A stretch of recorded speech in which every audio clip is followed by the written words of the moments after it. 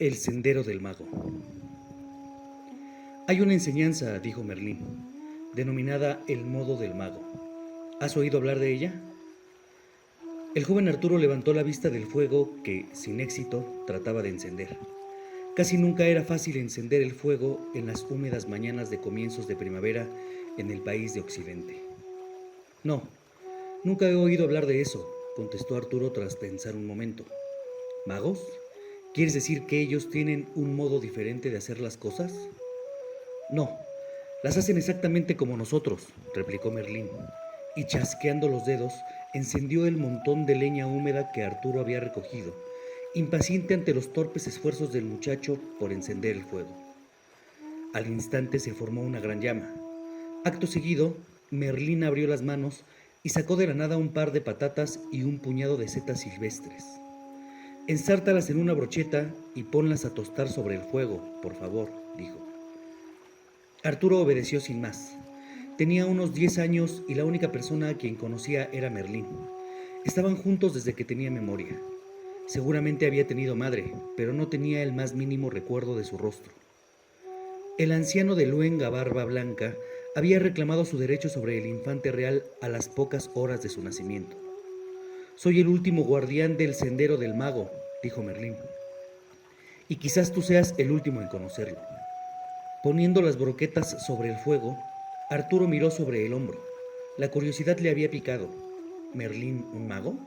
Nunca lo había pensado. Los dos vivían solos en el bosque, en la cueva de cristal. El brillo de la cueva les proporcionaba la luz. Arturo había aprendido a nadar convirtiéndose en pez. Cuando deseaba comida, ésta aparecía o Merlín le daba un poco. ¿Acaso no era así como todo el mundo vivía? Verás, dentro de poco te irás de aquí, continuó Merlín. No vayas a dejar caer esa patata entre la ceniza. Por supuesto, el muchacho ya la había dejado caer. Como Merlín vivía hacia atrás en el tiempo, sus advertencias siempre llegaban demasiado tarde, después de ocurridos los percances. Arturo limpió la patata y la ensartó de nuevo en la broqueta hecha de la madera verde de un tilo. No importa, dijo Merlín, esa puede ser la tuya. ¿Cómo así que me iré?, preguntó Arturo. Solo había ido de vez en cuando al pueblo cercano, cuando Merlín deseaba ir al mercado, y en esas ocasiones el mago siempre tenía cuidado de ocultar la identidad de los dos bajo pesadas capas. Pero el muchacho era gran observador, y lo que había visto en los demás le preocupaba. Merlín miró de soslayo a su discípulo. Pienso enviarte al pantano, o como dicen los mortales, al mundo. Te he mantenido lejos del pantano durante todos estos años, enseñándote algo que no debes olvidar. Merlín cayó para ver el efecto de sus palabras y luego continuó: el sendero del mago. Tras pronunciar estas palabras, ambos quedaron en silencio, como suele suceder entre quienes llevan mucho tiempo juntos. Anciano y niño casi respiraban al unísono, de tal manera que Merlín debió percibir la inquietud que daba vueltas en la mente de Arturo, cual pantera enjaulada.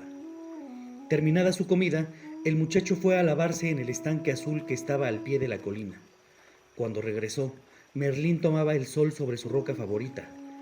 Aunque tomar el sol es apenas un decir, puesto que la espesa colcha de nubes se había adelgazado apenas lo suficiente para que un rayo solitario se abriera paso a través de las copas de los árboles para iluminar los cabellos de plata del mago. Las primeras palabras que salieron de la boca del muchacho fueron: ¿qué será de ti? ¿De mí? No te creas tan importante. Podré arreglármelas perfectamente sin ti, gracias. En el instante mismo en que terminó de hablar, Merlín supo que había lastimado los sentimientos del niño, pero los magos son malos para disculparse. Un hermoso arco hecho de fresno blanco apareció en el suelo al lado de Arturo, quien lo tomó presuroso y comenzó a tensarlo. En su lenguaje privado sabía que era la forma como el anciano se disculpaba. No me preocupa lo que pueda pasarme, continuó Merlín, sino que se pierda el conocimiento.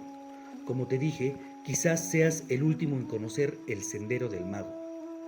Entonces me cercioraré de que no se pierda, prometió Arturo. Merlín asintió con la cabeza. No volvió a tocar el tema del sendero del mago ese día ni durante muchos días más.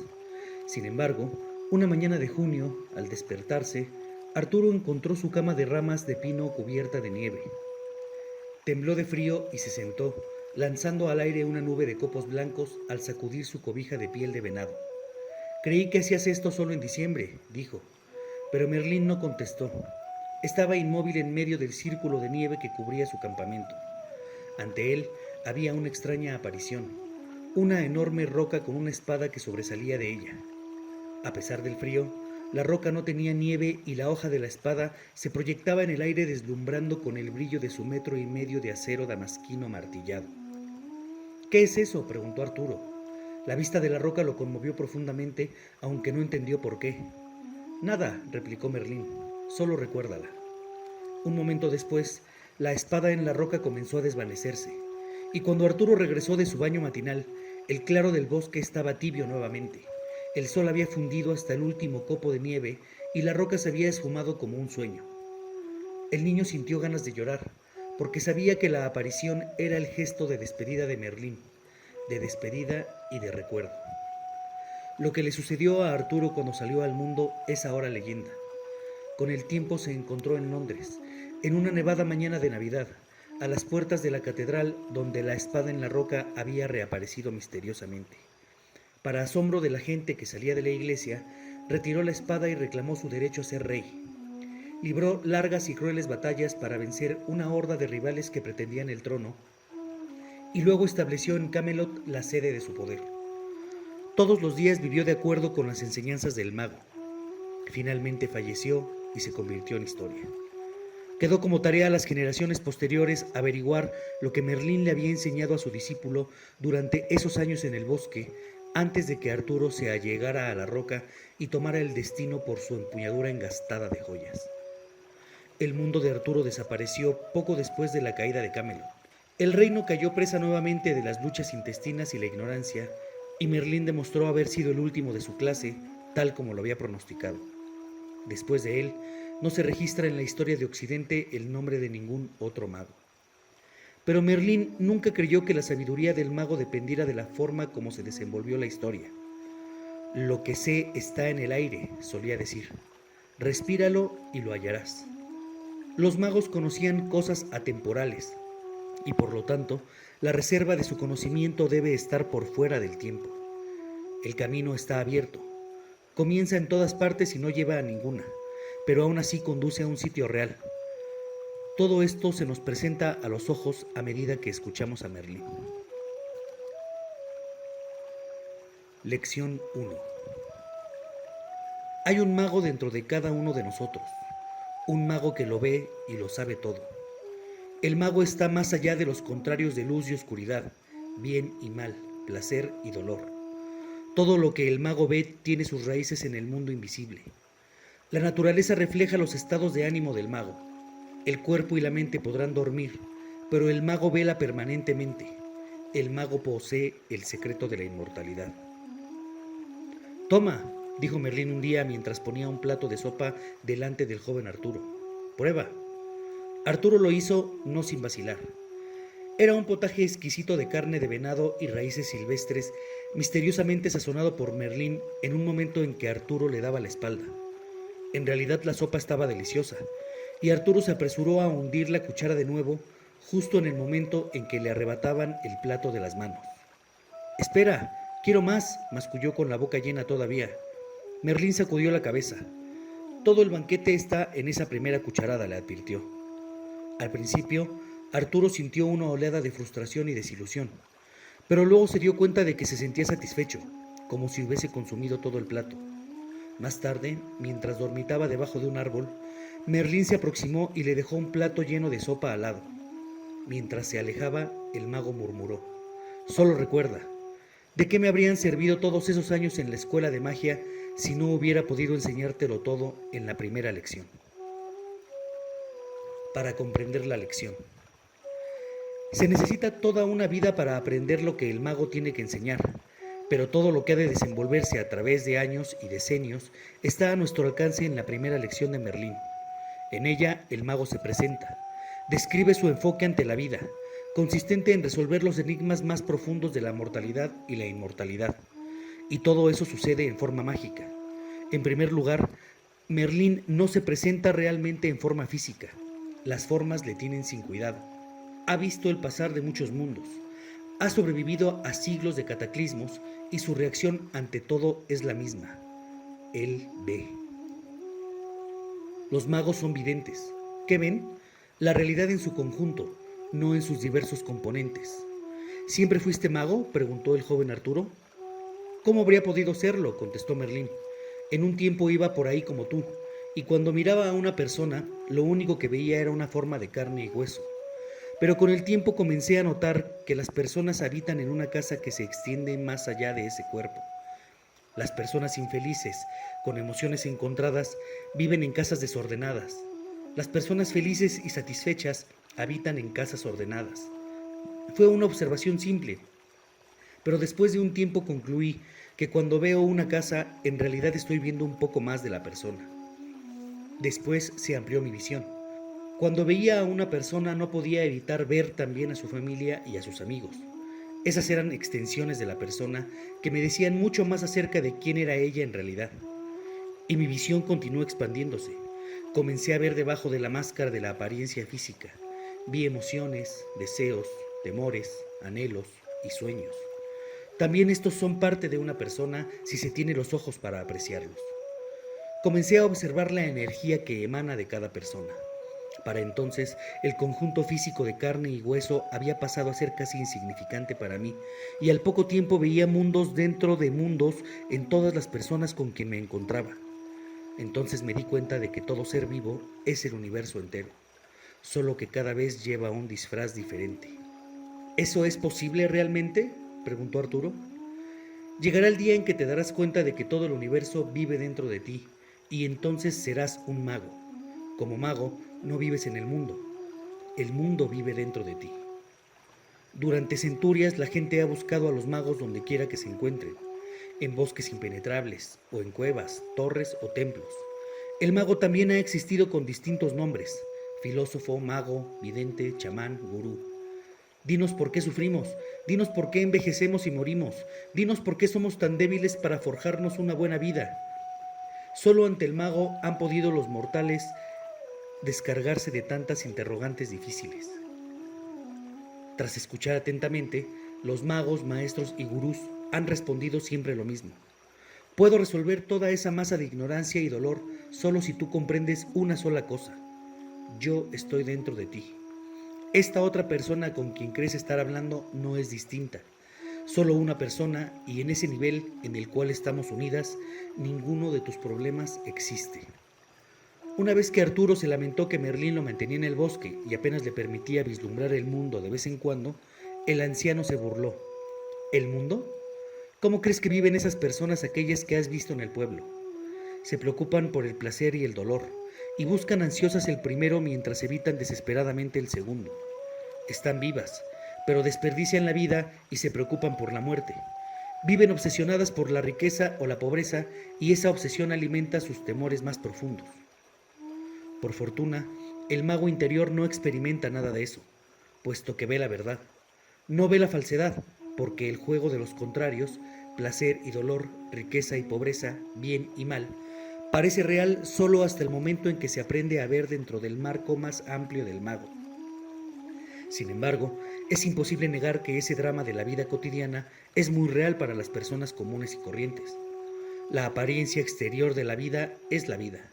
Si lo único en lo cual uno cree es en lo que le dicen los sentidos, lo que uno ve y siente. Los mortales han buscado a los magos para resolver su obsesión por las apariencias y su anhelo por encontrar significados. Debe haber algo más allá de lo que estamos viviendo, pensaron los mortales, sin saber exactamente lo que ese algo más podría ser. Dedica tiempo a reflexionar no sobre lo que ves, sino sobre por qué lo ves, le aconsejó Merlín a Arturo. Por consiguiente, la primera lección se reduce a lo siguiente: es preciso mirar más allá del yo limitado para ver el yo ilimitado, perforar la máscara de la mortalidad para encontrar al mago. Él vive dentro de nosotros y solamente ahí. Una vez que lo hallemos, también seremos videntes. Pero aquello que hemos de poder ver llega solamente a su propio ritmo, paso a paso. Antes de verlo, vendrá la sensación de que la vida es algo más de lo que estamos viviendo.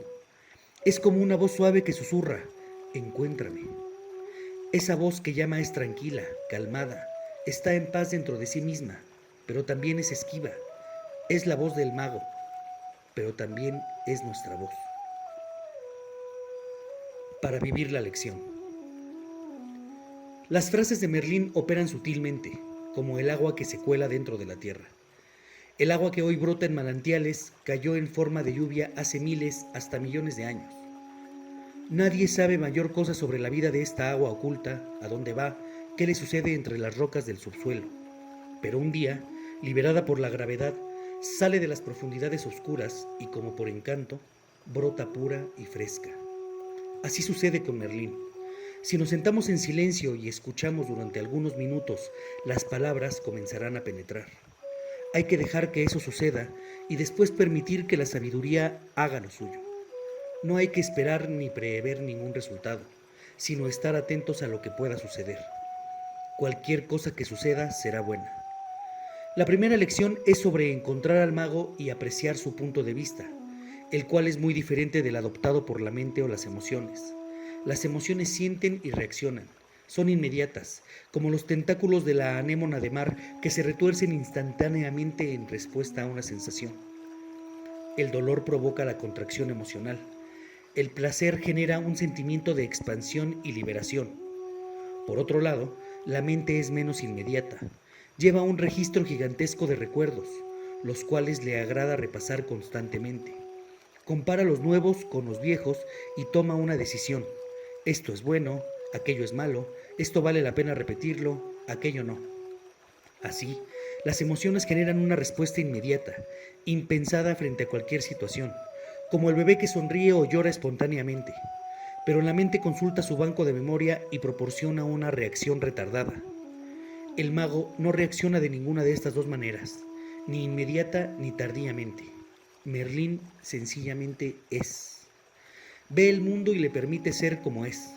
Sin embargo, no es un acto pasivo. La base de todo lo que existe en el mundo del mago descansa sobre el conocimiento de que todo esto soy yo mismo. Por lo tanto, al aceptar el mundo como es, el mago lo ve todo bajo la luz de la autoaceptación, que es la luz del amor. Parece extraño que la definición del mago sobre el amor esté envuelta en silencio. Para las emociones, el amor es una oleada de sentimiento, una atracción muy activa hacia un estímulo abrumador. La mente tiene sus propios estilos, pero no son muy distintos. La mente ama todo aquello que le repite un recuerdo placentero del pasado. Me encanta eso, básicamente quiere decir. Me encanta repetir eso que fue tan maravilloso antes. Por consiguiente, tanto la mente como las emociones son selectivas. Seleccionar y escoger no tiene nada de malo, pero demanda esfuerzo. Aunque a todos nos han enseñado que el esfuerzo es bueno, que nada puede lograrse sin trabajo, eso no es cierto. La existencia no se logra con esfuerzo. El amor no se logra con esfuerzo. En un plano más sutil, la selección y la escogencia también implican rechazo. La mente se concentra en una cosa a la vez. Antes de poder decir me agrada eso, es necesario rechazar todas las demás opciones. Las cosas que solemos rechazar tienen un viso de temor. La mente y las emociones no son imparciales ante el dolor y el sufrimiento. Los temen y rechazan. Este hábito de seleccionar y escoger acaba por demandar mucha energía, puesto que nuestra mente permanece vigilante, constantemente alerta para cerciorarse de que jamás se repitan el dolor, la desilusión, la soledad y muchas otras experiencias dolorosas. ¿Qué espacio le queda al silencio? Sin silencio, el mago no tiene espacio. Sin silencio no es posible apreciar realmente la vida, cuyas fibras más sutiles son tan delicadas como un botón de rosa. Cuando los mortales recurrían a los magos para pedirles consejo, lo hacían porque se daban cuenta que ellos no vivían atemorizados. Los magos aceptan, incluso acogen, todo lo que les sucede. ¿Cómo logran tener esa paz?, les preguntaban los mortales.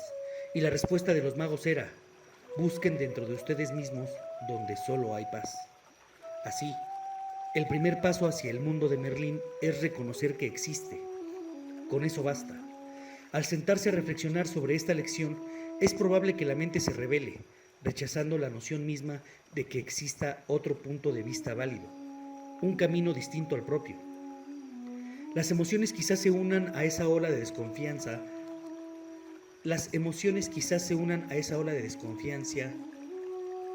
Las emociones quizás se unan a esa hora de desconfianza, angustia, aburrimiento, escepticismo y desdén, lo que sea que surja. No hay que resistirse a esos sentimientos. Sencillamente son la forma habitual de seleccionar y escoger. Rechazando, la mente se coloca en primer plano. Durante años nos ha servido fielmente, alejando de nosotros las cosas desagradables. La pregunta es si las tácticas de la mente realmente han funcionado. Es probable que la mente logre hacernos inteligentes, pero está mal equipada para darnos la felicidad, la realización y la paz. Merlín no discute con la mente. Todos los debates son productos del pensamiento, y el mago no piensa, el mago observa. Y ahí está la clave de lo milagroso, porque todo lo que vemos en nuestro mundo interior podemos hacerlo realidad en el mundo exterior. Vivamos la primera lección. Permitamos que el interior podamos hacerlo real. Vivamos la primera lección. Permitamos que el agua de la sabiduría se cuele a través de pasajes secretos hacia el interior de nuestro ser y observemos. El mago está dentro de nosotros y solamente ansía una cosa: nacer.